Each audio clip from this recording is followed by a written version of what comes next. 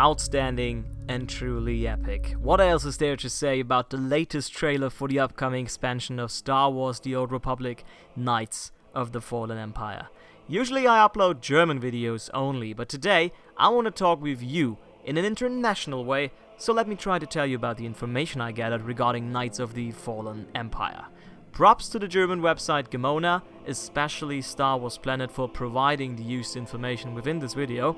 So, what do we know so far? The new expansion is to be released at the 27th of October this year, and it's all about a brand new third faction that threatens the galaxy as we know it. The Sakul Empire brings Republic and Sith Empire to their knees. We've witnessed the absolute obliteration of Korriban, the home world of the Sith. So we saw the Sith temples collapsing. That was just outstanding, and we can surely assume that the same happened to Typhon. Well, guess what planets are next in line?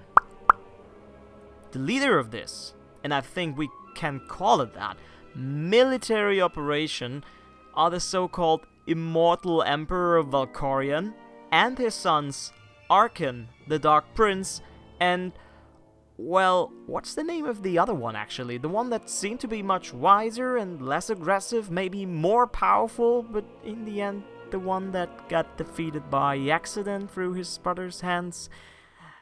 I don't know. After all the destruction, and after the retreat of Republican and Sith forces, we step in and have to witness a world where everything we've been fighting for within the past years seems to be doomed and destroyed. The website Dalfi.net says that the story picks up right from the end of the trailer. Very early on, we are frozen in carbonite, and when we are awoken, years have passed, and we quickly learn that the Empire, as well as the Republic as we know it, have fallen. What happened to Vitiate? We don't know. What happened to us? Why are we asleep in carbonite? We don't know yet. But I'm pretty sure we will find out pretty soon. After we've woken up, we will then have to find our old companions. So, for instance, as a bounty hunter we need to find Mako, with the aid of new ones, in a very personal story. So I've read that we will meet companions from other classes. For instance, as a bounty hunter, we may meet Kaliu Janus, the starter companion of the Imperial Agent. There will be even brand new companions like Nico Okar, which we all know from the CGI trailer Return, and perhaps some of the characters that are displayed on the official Fallen Empire website on SWTOR.com. For instance, Lana Beniko. Oh gosh, I'd love to have her as a companion. Or Kof Vortina, the exiled officer. We don't really know anything about him, but we'll see. I'll post you the link to the information and the characters in the video description, so be sure to check them out. The fact that everything will be changed, the fact that BioWare wants to adapt the existing class stories to the new expansion, tells me that BioWare wants to take a new step into a new direction. They know what they're good at: making great stories. And that's what they're aiming at. They want to give us a brand new experience of living a story. Being in an MMO with hundreds of players in a living environment where we were heroes once, and from now on, Outlanders that have to defeat this cruel fallen empire. Why is it fallen, by the way? I don't know. Uniting Jedi and Sith to gather forces so that we can kick ass. I'm really looking forward to it.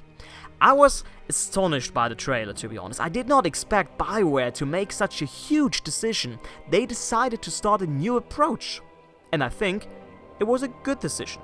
But we'll see what the final game will bring us. Some called it SWTOR version 2, others said, here you go, now you have KOTOR free. And I think there's some truth in it. They want us to actually write a new story. They gave us a new view on our galaxy. It's not just the Sith and the Jedi, there comes a big baddie with us. Well, the big baddie Emperor and his son. Seems like after killing his brother, he gained the title of a son, so thanks, Dad. So tell me what you think about it, because I am really interested in your opinion and whether this new approach makes you subscribe to the game or return to it or just love it more. Please feel free to comment. And I do know that there are lots of information I just missed, and we could talk about, for instance, the URL of some images that are displayed on the official website. So for instance, there's a screenshot of the Zakuul skyscraper city view. It's in concept art, but when you check out the picture, you will realize that the actual link is called, on one place, Bothawoui. And Bothawoui is an actual planet that we already know where Bofins come from.